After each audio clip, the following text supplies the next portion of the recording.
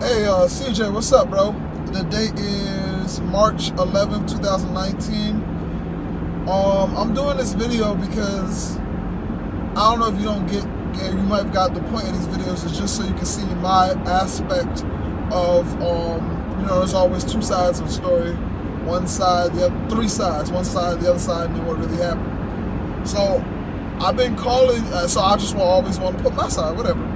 So I've been calling you for like the last, I don't think I talked to you at all in March, like the last 11 days, and I ain't even been able to get through to you. I keep calling you and sending you messages. So today I call you and I'm like, all right, this is getting out of hand. I still haven't talked to him. What's going on?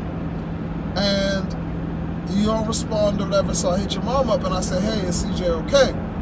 She replies with, yeah, he's okay. Why wouldn't he be okay? I say, because I've been trying to contact you, CJ, and he hasn't hit me back. She says, well, he's not getting his tablet back until his behavior improves in school. I'm like, well, that's the only way I can communicate with you. So this really puts it like really complicated, because she's saying that your behavior is not good in school, so you can't use your tablet, but if you can't use your tablet, you can't talk to your father. And so, yeah, no, I mean, I'm at a point where this is upsetting for me.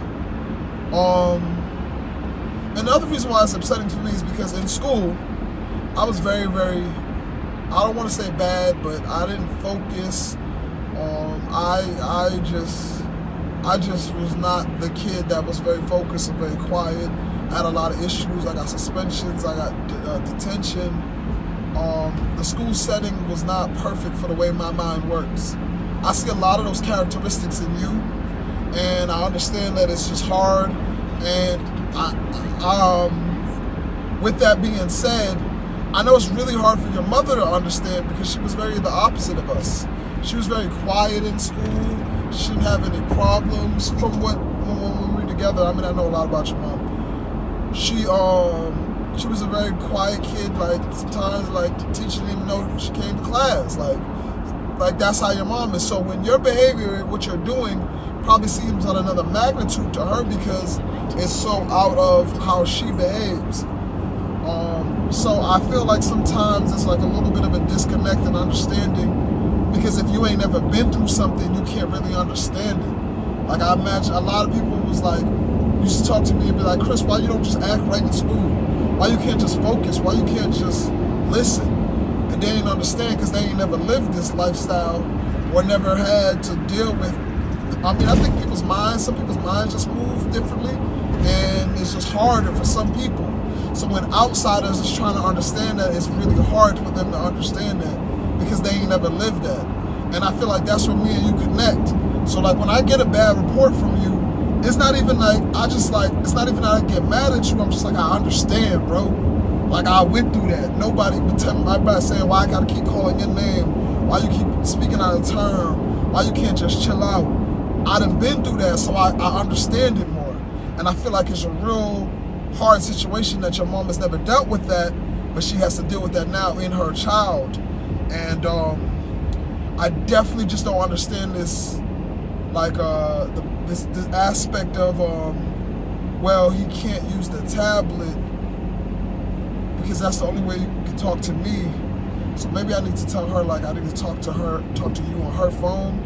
But the point of with the tablet was so you can have communication that you can always call your father. And it's super hard with you being in Germany. It makes everything so difficult.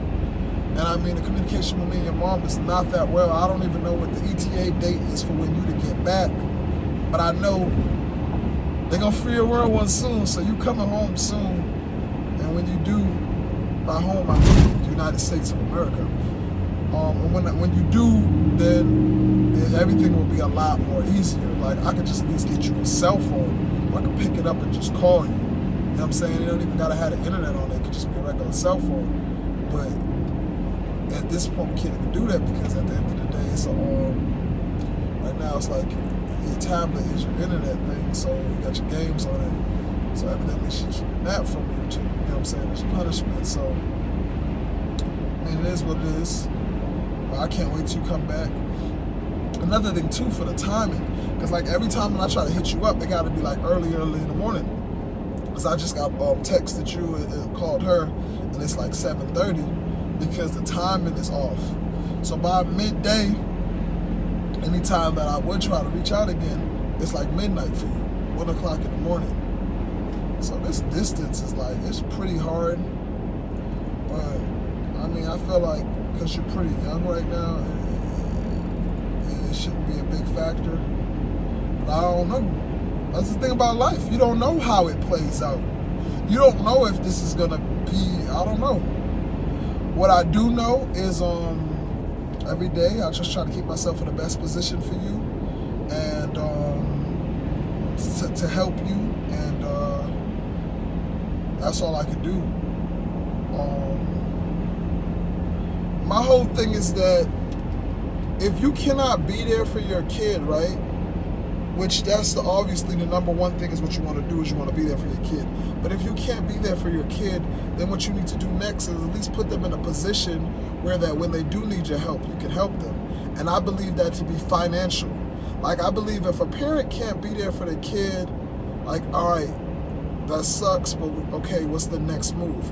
I believe the next move is to put your kid in a financial position where they don't have to struggle when they get older.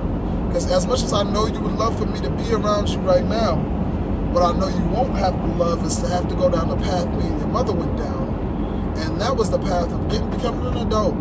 Not being in a financial position to necessarily take care of your own. So having to join the military because of financial reasons, to provide for your kid, to establish a life.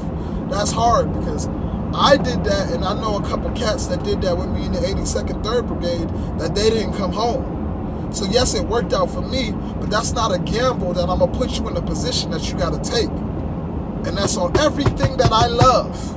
That's not a gamble that I'm going to have to put you in a position you're going to have to take. So what I'm doing now is I am putting certain things in position that you don't got to worry about that. Like, you going to be straight. Like, I'm working on the company that's gonna be your company, and that's gonna generate money. I'm working on like payment plans on like life insurance policies that build equity.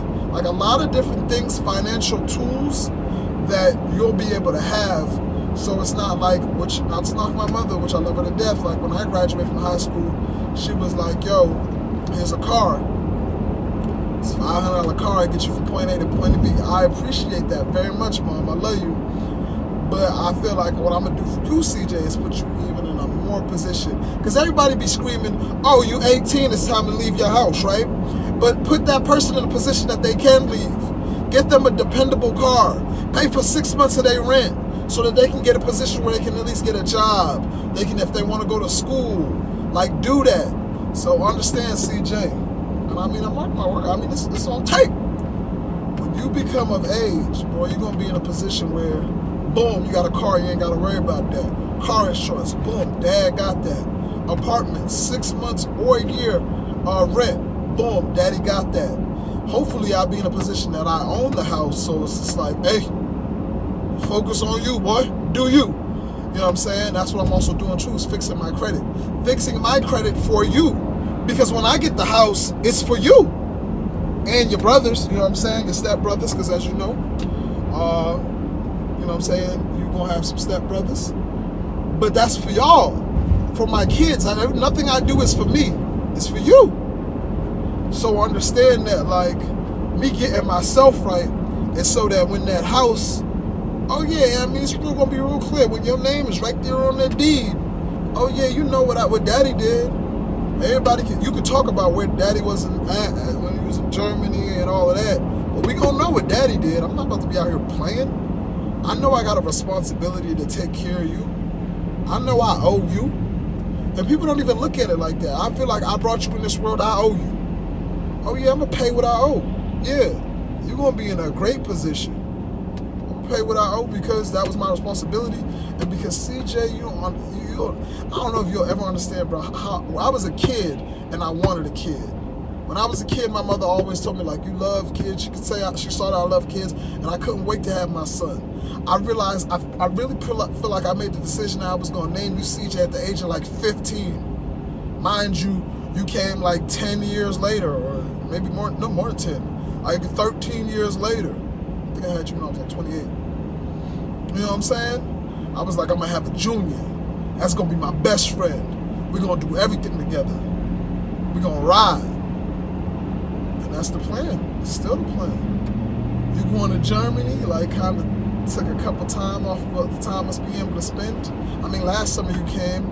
It don't look like you're going to be able to come this summer because they talking like it's like $2,700 for me to come, because I'd have to fly out there, fly with you back, then fly back there with you, then fly back. So it's like 6 tickets.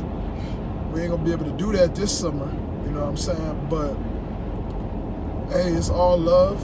I'm going to keep doing my video documentaries to you. And you know that I love you. And that's all that it is. You just got to understand this is a process. Love you so.